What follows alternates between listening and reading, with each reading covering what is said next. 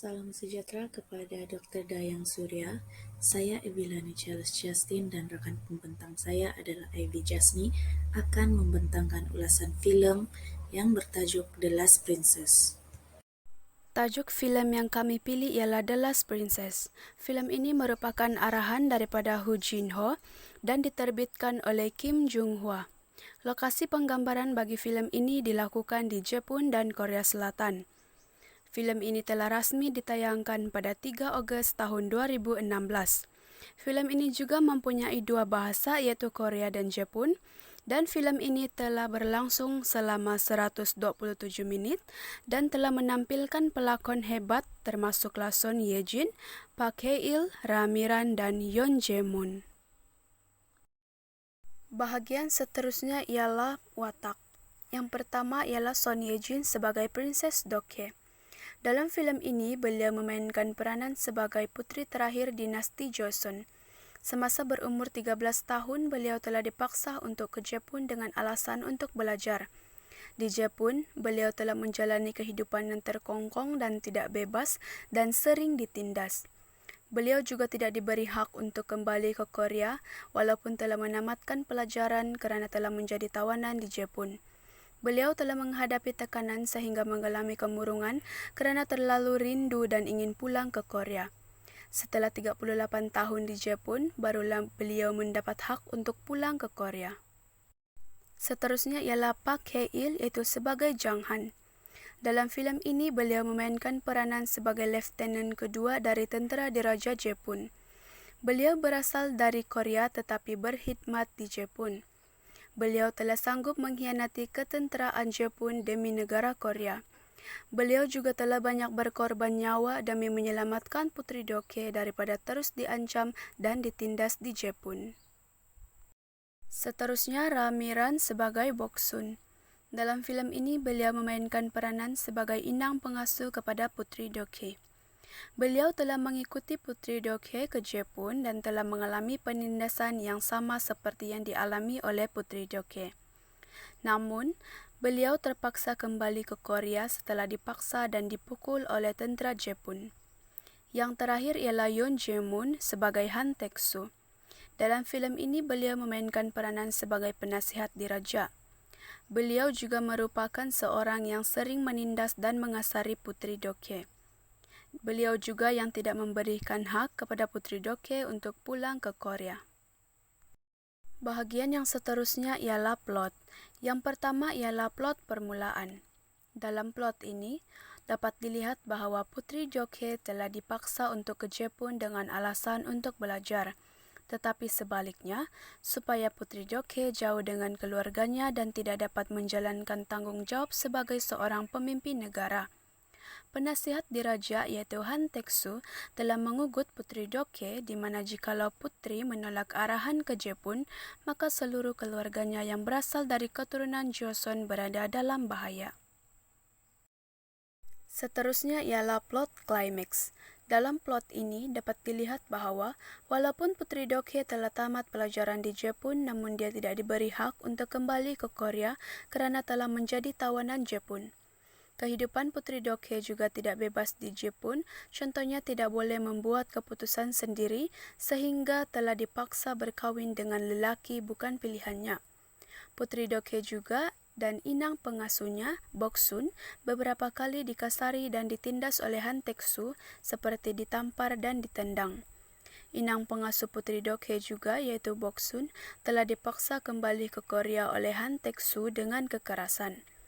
Jang Han iaitu Lieutenant kedua dan beberapa orang warga negara Korea telah berusaha mencari jalan agar Putri Dokye dapat pulang ke Korea namun rancangan mereka sering gagal. Beberapa orang warga negara Korea juga termasuk orang istana cedera dan ada juga yang mati akibat dibunuh oleh tentera Jepun. Seterusnya ialah plot peleraian. Dalam plot ini dapat dilihat bahawa setelah Jepun kalah dalam peperangan, ramai tawanan dibenarkan balik ke negara asal. Namun, Putri Dokye masih tidak diberi hak untuk pulang ke Korea kerana namanya telah disenarai hitam.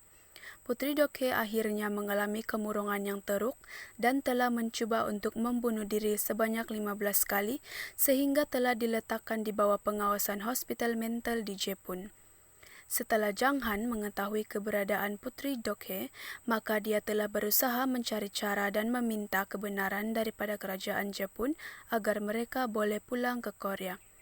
Akhirnya, Putri Dokhae berjaya kembali ke Korea setelah 38 tahun berada di Jepun. Seterusnya adalah isu yang terlibat dalam film ini adalah diskriminasi gender dari aspek sosial. Yang pertama adalah isu hak wanita dalam membuat keputusan, di mana Putri Dokhae dipaksa untuk melanjutkan pelajaran di Jepun. Pada masa yang sama, Putri Dokhae dijadikan tebusan di Jepun. Dan seterusnya, Putri Dokhae dipaksa untuk berkawin dengan Takeyuki So, karena perkawinan itu telah dirancang secara diam-diam semasa Putri Dokhae berumur 19 tahun. Dalam babak ini kita akan melihat diskriminasi terhadap wanita oleh pemimpin dalam menguasai keputusan. Hal ini karena segala keputusan adalah dibuat oleh pemimpin dalam golongan atasan. Meskipun wanita berasal dari golongan atasan, namun untuk membuat keputusan, wanita sama sekali tidak dibenarkan mengingkari keputusan tersebut. Seterusnya adalah isu hak wanita untuk bersuara. Semasa Putri Dokhae diminta untuk memberikan ucapan dalam satu perhimpunan di industri Daito yang melibatkan pekerja dari Korea, Dokhae dipaksa untuk memberikan ucapan melalui skrip yang telah disediakan. Dalam babak ini, kita akan melihat peranan wanita dalam membela nasib rakyatnya daripada ditindas, namun tidak berjaya karena wanita tersebut terpaksa akur terhadap pengurusan pihak Jepun bagi menjamin keselamatan keluarganya di Korea. Isu yang seterusnya adalah isu hak wanita mempertahankan diri, di mana Putri Dokhae ditampar oleh Chancellor Han disebabkan Putri Dokhae mengubah pikirannya semasa memberikan ucapan. Dalam situasi ini, Boksun, yaitu pembantu Putri Dokhae, memukul Chancellor Han disebabkan bertindak keras terhadap Putri Dokhae. Pada babak ini kita akan melihat konflik antara wanita dan pemimpin yang menyebabkan wanita ini ditampar karena tidak menuruti seperti apa yang telah dijanjikan. Maka untuk melindungi wanita tersebut, maka muncul seorang lagi wanita yang membela tuannya yaitu Putri Dokhae dengan memukul pemimpin lelaki tersebut karena telah bertindak secara kasar terhadap wanita itu. Dan isu yang terakhir adalah isu hak kebebasan untuk pulang ke tanah air, di mana selepas Jepun menyerah kalah, warga Korea di Jepun kini dapat pulang ke tanah air mereka. Walau bagaimanapun situasi tidak memihak kepada Putri Dokhae karena paspornya disekat dan tidak dibenarkan pulang ke Korea disebabkan angkara jahat Chancellor Han. Akhir sekali dalam babak ini kita akan melihat sikap ketidakadilan yang berlaku terhadap wanita ini. Meskipun sudah memperoleh kebebasan untuk pulang ke tanah air, namun nasib tidak menyebelahi terhadap wanita dan anaknya karena maklumat pribadinya disekat. Bukan itu sahaja, malahan wanita ini sekali lagi ditindas oleh Chancellor tersebut melalui pertuturannya dan perlakuan dengan melemparkan sejumlah uang ke arah wanita ini. Seterusnya, interpretasi storyline film bagi The Last Princess ini adalah film ini memaparkan diskriminasi gender dari aspek sosial di mana golongan wanita sering ditindas pada era pemerintahan Jepun pada tahun 1925. Diskriminasi gender melalui aspek sosial ini timbul apabila seorang putri keturunan Joseon, yaitu Putri Dokhae yang merupakan generasi terakhir yang membawa maksud berakhirnya dinasti Joseon. Melalui penguasaan Jepun terhadap Korea, maka Putri Dokhae tidak dapat menjalani kehidupan dengan bebas karena sering ditindas, dikasari oleh pihak Jepun, namun Putri Dokhae tidak mudah berputus asa dan tetap bersabar untuk pulang ke tanah air. Oleh sebab usaha dari sahabat lamanya, yaitu Jang Han, yang bertungkus lumus untuk berunding dengan pemimpin Korea, akhirnya Putri Dokhae yang sudah berusia pulang ke tanah air meskipun kesehatan sudah tidak stabil karena mengalami gangguan mental yang dikenali sebagai skizofrenia. Bahkan kepulangannya itu tetap disambut oleh pembantu-pembantunya termasuklah Boksun dengan penuh tangisan kegembiraan di lapangan terbang antarabangsa Gimpo, Korea. Seterusnya ialah bahagian konsep film. Film ini telah menggunakan konsep diskriminasi, terutamanya dari segi diskriminasi gender. Diskriminasi merujuk kepada pelayanan yang tidak adil terhadap individu tertentu berdasarkan kepada jantina. Ianya juga terjadi karena adanya ketidakseimbangan kekuatan dan hubungan antara kelompok sosial dalam masyarakat. Diskriminasi dalam film ini berkaitan dengan diskriminasi gender dalam sosial masyarakat yang mana wujudnya layanan berbeza terhadap golongan wanita. Antara contoh yang terdapat dalam film ialah apabila Putri Dokye dipaksa dan diugut secara kasar oleh Han Teksu, yaitu penasihat diraja, untuk ke Jepun, dan jika tidak, keselamatan seluruh keluarganya akan terancam. Yang kedua ialah Putri Dokye sering dipaksa, dikasari, dan ditindas semasa berada di Jepun. Kehidupannya tidak bebas dan sangat terkongkong sehingga dipaksa berkawin dengan lelaki yang tidak disukainya.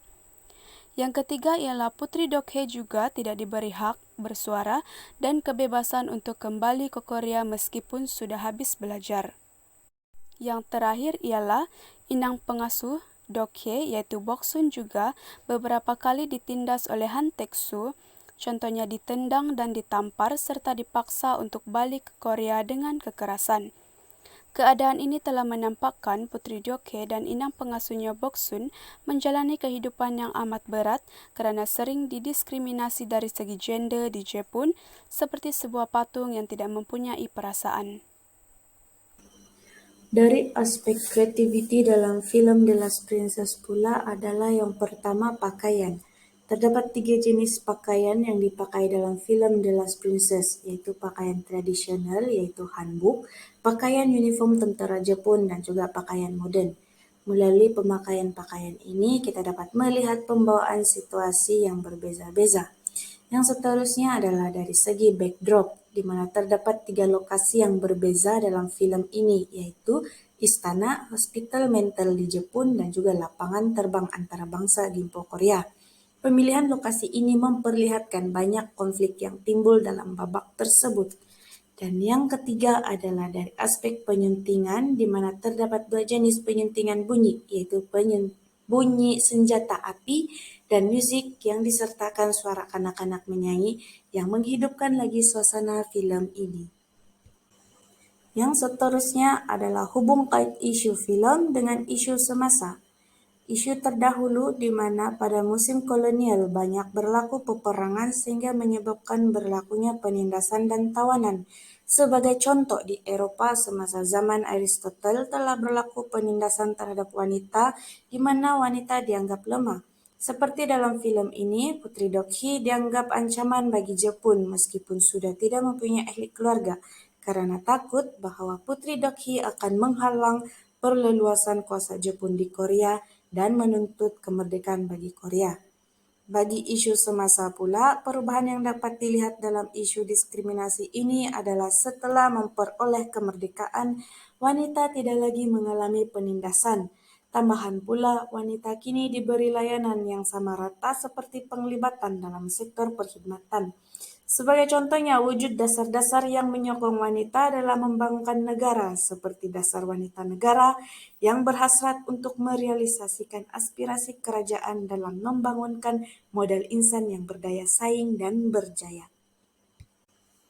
Kesimpulannya, film ini memperlihatkan perjuangan wanita dalam mendapatkan hak kebebasan daripada terus dijajah oleh Jepun. Dalam tempo mendapatkan kebebasan, Dokye terpaksa menghadapi banyak cabaran seperti dipaksa untuk berkawin dengan orang Jepun, dipaksa untuk melanjutkan pelajaran di Jepun tanpa kerelaan sendiri, dan menjadi tebusan di Jepun. Melalui film ini juga kita dapat melihat bahwa hak kebebasan bersuara dalam kalangan wanita adalah sangat terhad. Bukan itu sahaja, malahan wanita juga tidak dibenarkan membuat keputusan sendiri. Oleh sebab itu, kita masih dapat melihat bahwa isu diskriminasi dalam gender masih berlaku tidak kira dalam perfilman maupun dalam kehidupan reality. Maka hak wanita juga harus diperjuangkan dalam mana-mana aspek, tidak kira dari aspek politik, ekonomi, maupun sosial, agar jurang di antara lelaki dan wanita dapat disamaratakan. Sekian saja pembentangan dari saya dan rekan pembentang saya, Ivy. Sekian dan terima kasih.